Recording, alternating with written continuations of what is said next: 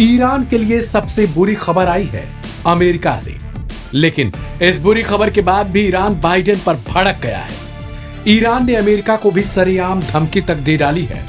दरअसल ईरान और इजराइल में जारी तनाव के बीच रूस ने ईरान को मिसाइल प्रतिरोधी सिस्टम दिया था। इससे ईरान इजरायली हमलों से बच सकता है, लेकिन ईरान के पास रूस ने ऐसे हथियारों की लाइनें भी लगा दी जिससे इजराइल को इस बात का डर सताने लगा कि उसके पास न इन मिसाइलों का कोई तोड़ है शायद, और न ही इन हथियारों के लिए कोई प्रतिरोधी सिस्टम। इसके लिए नेतन्याहू ने बाइडेन से बातचीत की और ईरान को लेकर अपनी चिंता व्यक्त की थी। इजराइल की ओर से अमेरिका से कुछ हथियारों, जिनमें विशेष रूप से एंटी बैलिस्टिक मिसाइल प्रणाली की मांग की गई थी।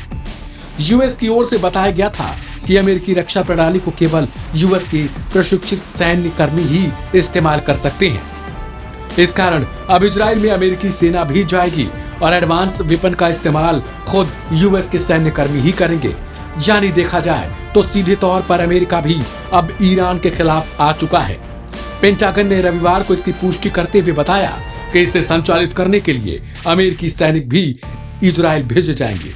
पेंटागन की ओर से जारी बयान में बताया गया कि यह पहली बार नहीं है जब America terminal high altitude area defence यानी थार्ड बैटरी सिस्टम को मध्य पूर्व में तैनात कर रहा है।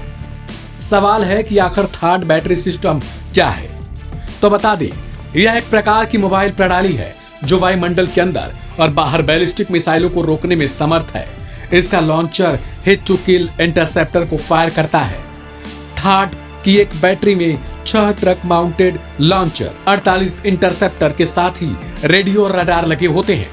इसे ऑपरेट करने के लिए 95 सैनिकों की आवश्यकता होती है। फिलहाल अमेरिका के पास 7 थार्ड बैटरियां हैं।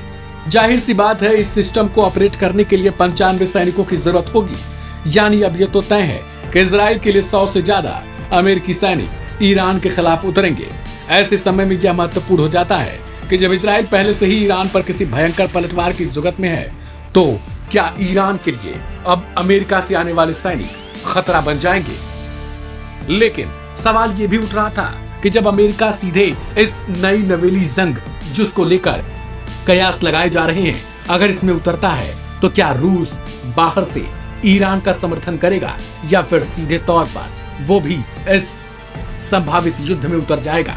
बहरहाल रूस की तरफ से लगातार ईरान के लिए हर तरीके की हथियारों की खेप पहुंचाई जा रही है। यहां तक कि पुतिन ने सीधे तौर पर दूसरे देशों को और इजराइल को भी धमकी दे डाली थी कि अगर वो ईरान को किसी भी प्रकार से नुकसान पहुंचाएंगे तो इससे रूस भी सख्ती से निपटेगा। यानी पहले ही पुतिन इस बात का अंदेशा जता चुके हैं कि अगर तनाव बढ़ता है तो फिर रूस भी पीछे कदम खींचने वाला नहीं है। अब देखना दिलचस्प होगा कि आखिर अमेरिका की एंट्री के बाद रूस की तरफ से कैसा निर्णय लिया जाता है और ईरान का जवाबी कार्रवाई क्या होता है। बहरहाल इस रिपोर्ट में इतना ही। बाकी की तमाम अपडेट्स के लिए सब्सक्राइब करें लाइव हिंदुस्तान।